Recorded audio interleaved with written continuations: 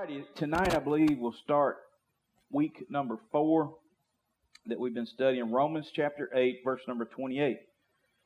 Romans chapter 8, verse number 28. Now, if you've been here for these Bible studies, you know, Sunday, Brother Carter, in a part of his sermon, he had a little part there about Romans chapter 8, verse number 28. And some of the things he pointed out were some of the things that we had talked about. Romans chapter 8, verse 28. And it's probably been, we've said this verse for a month now, every week. It possibly is starting to ring in our minds, in our hearts. Repetition is the key to learning. And the more we can go over something, the more it kind of sinks in, you know. And if you read something one time and never read it again, it's kind of hard to remember, you know, and to ponder upon it. But I'm hoping that through this study that this verse, as well as the meaning of the verse, that it will go a little bit deeper in our hearts. But Romans chapter 8, verse 28, it says, "And we know that all things work together for good to them that love God, to them who are the called according to His purpose." Now, we talked about what the verse says in comparison to what it doesn't say. And the verse doesn't say that everything that happens in our life is good. That's not what it says. Because let's be honest, there's a lot of things that come our way that's just not good. And so he's not saying that everything that happens in your life is good. But what he's saying is that God takes all things and works it for good. And so a lot of times, I know I've been guilty, and I'm wanting that verse to say what it doesn't say, that only good things are going to happen to us. But no, that's not what it says. It says all things. And so we talked about that. We talked about the people who this verse was written to, and Brother Carter pointed that out on Sunday. We, who are the we? It says, and we, you see that at the first of the verse, and we, who's the we? You get down at the bottom of the verse, them that love God, them who are the called according to His purpose. So we're talking about God's people, those who are saved by His grace. That's who this verse, this is a promise that we have as Christian people, as children of God. We can claim this verse as a promise. And so to me, that's something that helps strengthen our faith, because this is a faith verse. And that's what this study is about, the faith of Romans 8:28. And so it's easier to read the verse and to speak the verse, teach it and preach it. It's easy to do all that. But to live this verse, that's what's difficult. To know that all these things that come in my life, if I'm a child of God, God's going to work all that for my good. Boy. So we talked about all that. We talked about the perception and how can we make that good? We talked about all that it was 2 weeks ago. We learned that we rely upon God's Word. We gave verses for that. And we recognize God's guidance and leadership in our life. And we rest upon the promises that He gives. And so last week we talked about the providence of Romans 8:28. And that's the sovereignty of God. What do you mean by the sovereignty of God? We're talking about God's sovereign knowledge. We're talking about His infinite wisdom. We're talking about how God is in control of everything, how He's all powerful, He's omniscient, He knows it all, He's in control of all things. That's the sovereignty of God. There's a verse in Romans chapter 11, verse 34. And listen to this verse and think about what it says. "For who hath known the mind of the Lord, or who hath been His counselor?" Now think about that. Romans 11:34. "For who hath known the mind of the Lord?" Who are we to question God? It says, who hath known the mind of the Lord, or who hath been His counselor? You know, advising God on what to do. Telling God what to do. God, are you sure this is what you meant to come into my life? God, are you sure about that? So it says, for who hath, what gives us the right to do that? We are His people. We are His creation. We are the sheep of His pasture. You know, He's the great shepherd. He's the one that's over us. And but we don't have the right to question the mind of the Lord, or said, or who hath been his counselor. That means to advise him and tell him what to do.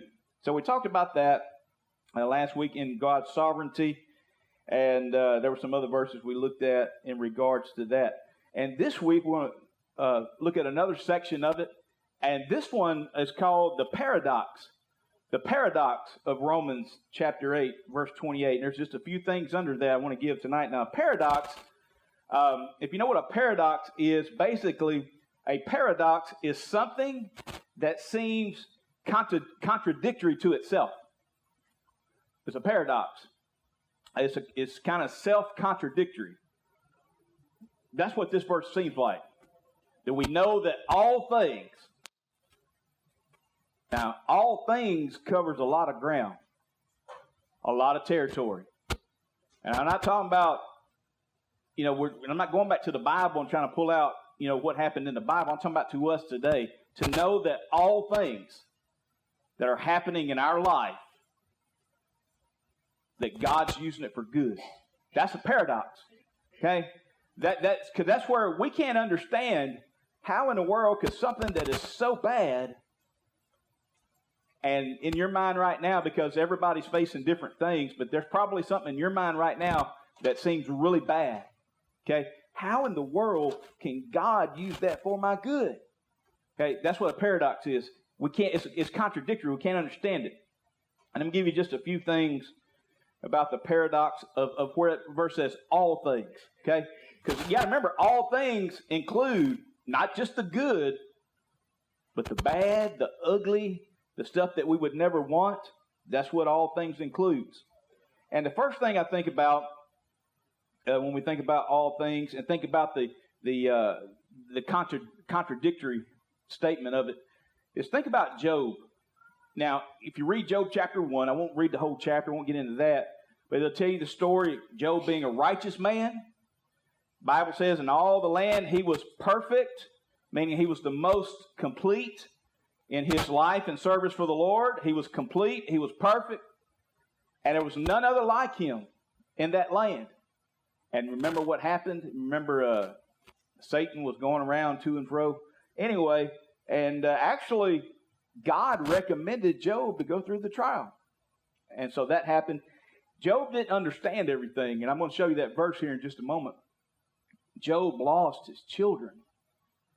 Lost his wealth. I mean, he lost everything, okay? And, of course, if you read on through each chapter and you get up, chapter 8, chapter 9, you're going to find that his friends came to him, and, boy, they would, some friends they really didn't help him a whole lot, but they would tell him some things. But there's a verse I want to read to you. Now, remember, Job was a perfect man, righteous man. He said he eschewed evil, all those things. And then this happens to Job, that he loses everything. In Job chapter 10 and verse 15, now here's Job's mindset. Okay, we're talking about that paradox, things we just don't understand. It's the complexity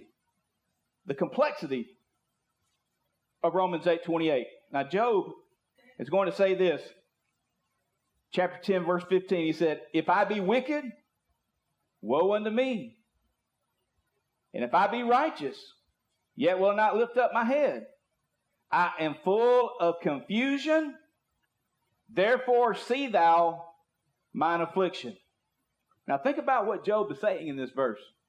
Think about his very own description from the Bible, that he's perfect, he was righteous, he eschewed evil, there was none other like him in the land. And then all those terrible things. Let me ask you, if you was to read Job chapter 1 and see what all he lost, ask me, where's the good in that? Where's the good in it? His children dying.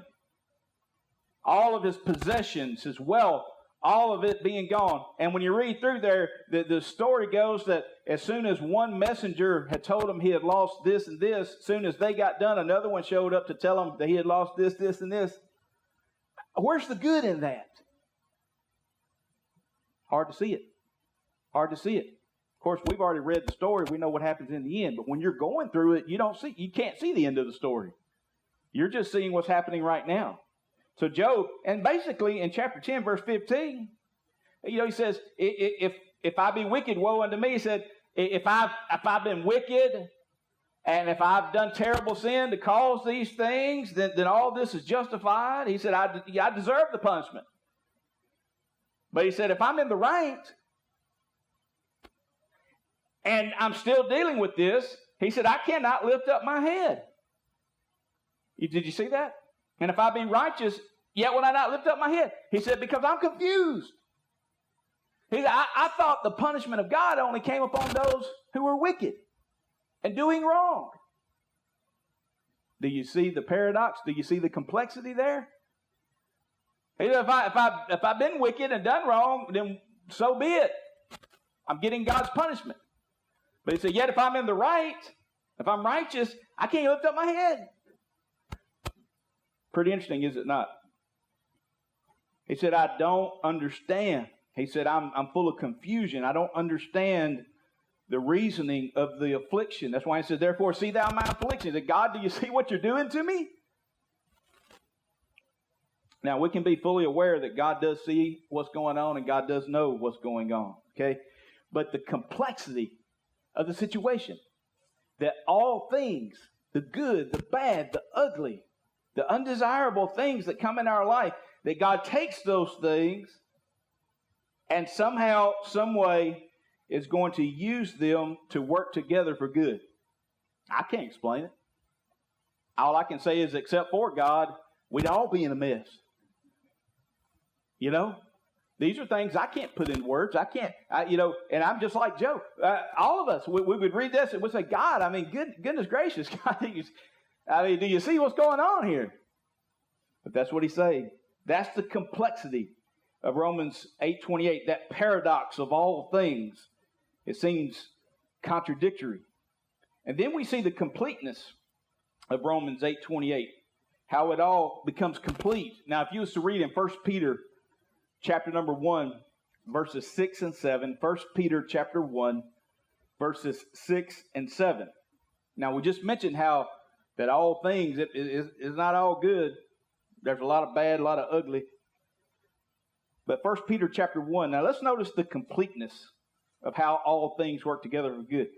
Notice what it says in verses 6 and 7 of 1 Peter chapter 1. Wherein you greatly rejoice, though now for a season, if need be, ye are in heaviness through manifold temptations, that the trial of your faith, being much more precious than of gold that perisheth, though it be tried with fire, might be found unto praise and honor and glory at the appearing of Jesus Christ. Now here's the completeness of Romans 8:28. Notice how a couple things mentioned. First of all, the fact that it may be a particular season of life that you have to go through a very heavy trial, a very heavy situation. Listen, all of us have to go through it. There's things that come up in our life, and it doesn't mean that you've been a bad Christian. It doesn't mean that you haven't served the Lord. It doesn't mean that you're living in sin. It just means that here's the time, though now for a season, if need be, you are in heaviness through manifold temptation. So it's there's going to be something that comes in your life. And notice how that's compared to a trial of your faith. Okay, that trial of faith, whatever it is that you have to go through, that God's going to take that trial, or another word for trial is testing of faith. Notice how he says it's being much more precious than of gold. And notice how he mentions here the gold that goes through the refiner's fire. Okay, a fire. The refiner's fire is you put the gold, when it's dug out of the earth, it goes through that refiner's fire. And what that does, the fire burns out all the impurities. So that when it comes out of the fire, it is in its purest form. It's more precious because all the impurities have been burned out. Now notice that comparison there, that our trial of faith is sometimes we have to go through a refiner's fire, though it be tried with fire. Our faith, it might be found in the praise and honor and glory at the appearing of Jesus Christ. So for us to be in our purest form in the faith that we have, sometimes God has to put us through the refiner's fire to burn out impurities. Now, I'll be honest with you, that is a good description of that all things? Because some of those things in the all things could be a refiner's fire that's burning out impurities so that when we come out on the other side, notice that we might be found unto praise and honor and glory at the appearing of Jesus Christ. So that the end result is greater than we were at the beginning. Does that make sense? It's not fun, not easy. Doesn't mean it don't hurt. But yet God puts us through those things. You know, if you was to look at the story of Job, you get to the end and you find out, boy, he was very blessed. Twice as much as what he had. But yet he had to go through that refiner's fire. He went through a time of complexity. He went through a time of not understanding what was going on. God, why in the world?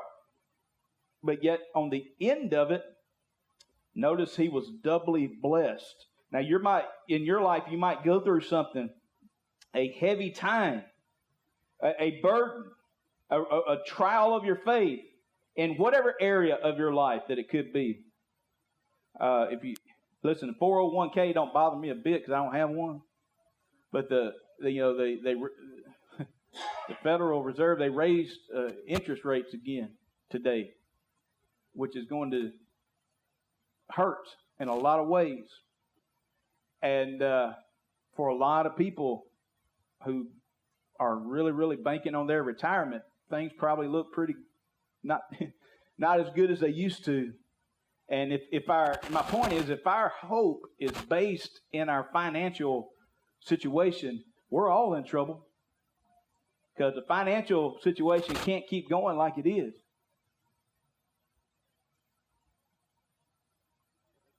There's a lot of people, they're hurt, and they think that's a testing of their faith, maybe because their financial situation is not good. Maybe a health situation, maybe a family situation, maybe an emotional trial.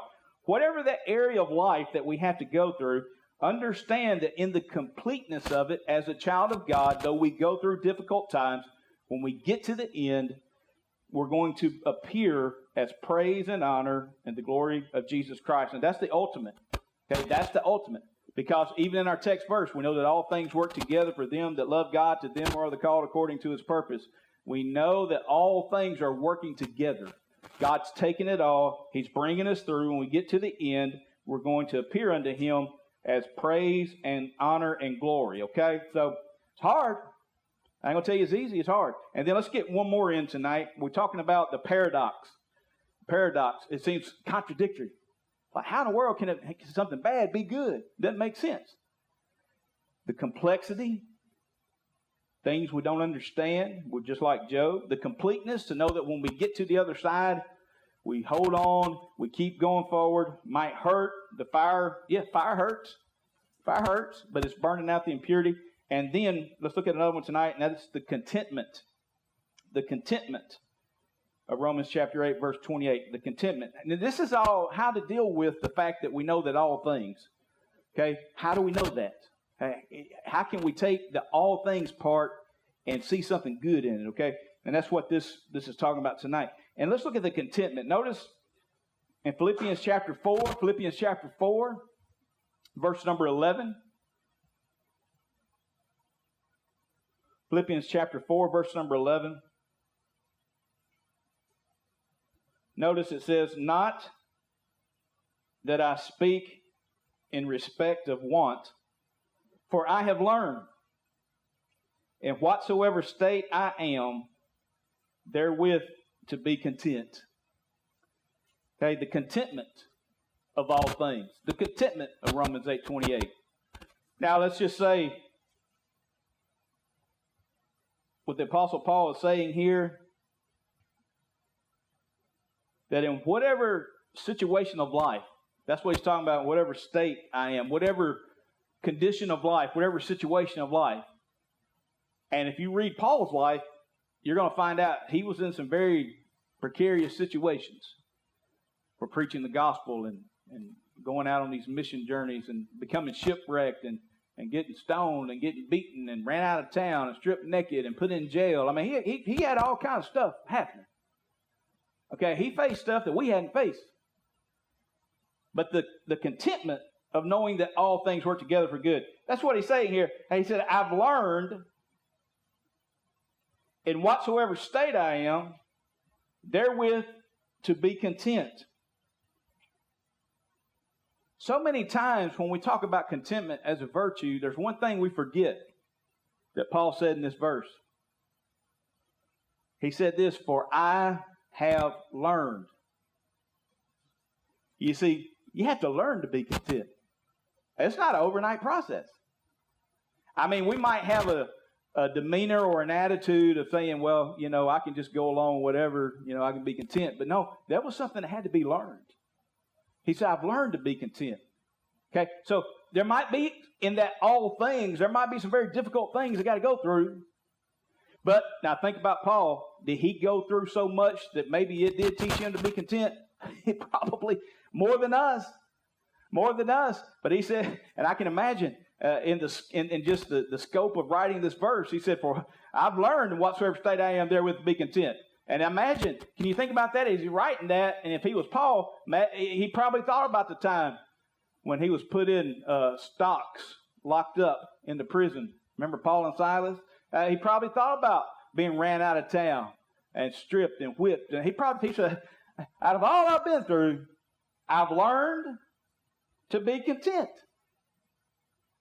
I've learned that, you know what he said? He said, I've learned that all things work together for good. I didn't understand it. It didn't make sense at the time. But he said, I've learned to be content because I know that God is in control of all things. And so whatever it is in our life that we are dealing with at this particular moment, whatever we're going through, let us understand, though it doesn't make sense, the paradox. How could something so bad be good? To understand the complexity of it, that we're no different, Job. We have those same feelings. God, what in the world? And he's like, do you see my affliction? God, do you see what I'm going through?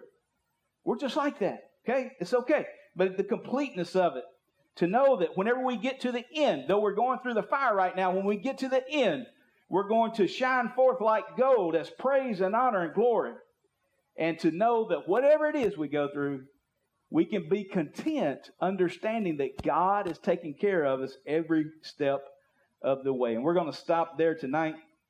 I appreciate you being here and listening. And I hope this study has been a blessing to you.